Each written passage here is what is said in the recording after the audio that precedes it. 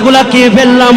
এগুলা খাওয়ার পরে আমি যখন এগুলা খেলাম, আমার ভেতর থেকে ভয় চলে গেল, আমার চোখের পর্দা উঠে গেল। আমি সব কিছু দেখতে পাচ্ছি, আসমানি জগৎ দেখতে পাচ্ছি। আমি দেখতে পাচ্ছি আমি এতক্ষণে খাচ্ছিলাম কিছু লম্বা লম্বা মহিলা, যাদেরকে দেখতে আব্দে মান্নাফের কন্যার মতো লাগতেছে, খেজুর গাছের মতো একটু লম্বা টাইপের।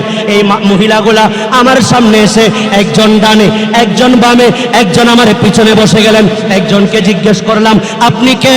ইনি বলেন, আমি আদম সাফিউল্লাহর স্ত্রী, আপনার মা হযরতে হাওয়া আলাইহিস সালাতু ওয়াস সালাম। একজন বলেন, আমি ঈসা রূহুল্লাহর মা হযরতে মারিয়াম।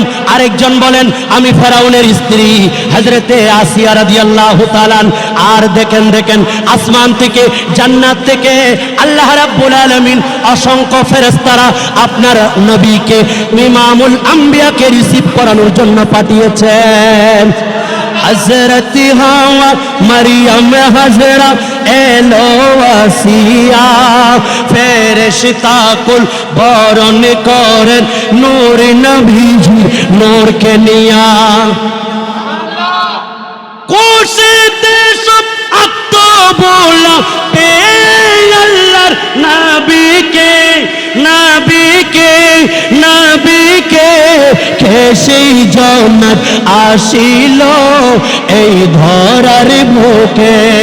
আল্লাহ আসমানের তারকারাজি পড়িল ঝুঁকে, খুদ কাবাব ঝুঁকে পড়ে পে আল্লাহর নবীকে, নবীকে, কে সেই জন্নত আসিল এই ধরার বুকে। সালাতুল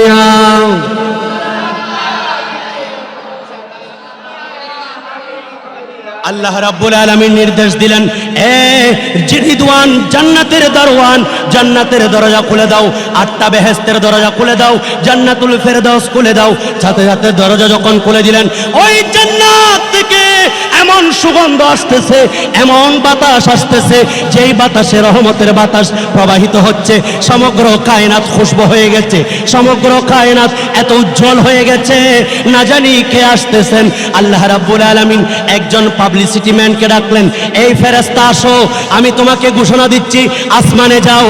আসমানে গিয়ে হযরতে সকল আম্বিয়া, সকল ফেরেশতাদেরকে ডাকো। আসমানের মধ্যে যত ফেরেশতা আছে সবাইকে ডাকো, জমিনের মধ্যে যত ফেরেশতা আছে সবাইকে ডাকো। তুমি মাইকিং করো, তুমি পাবলিসিটি করো। ইয়া আল্লাহ, কি করব? আজকে রাত্রে মা আমেনার জীর্ণ কুটিরে রহমত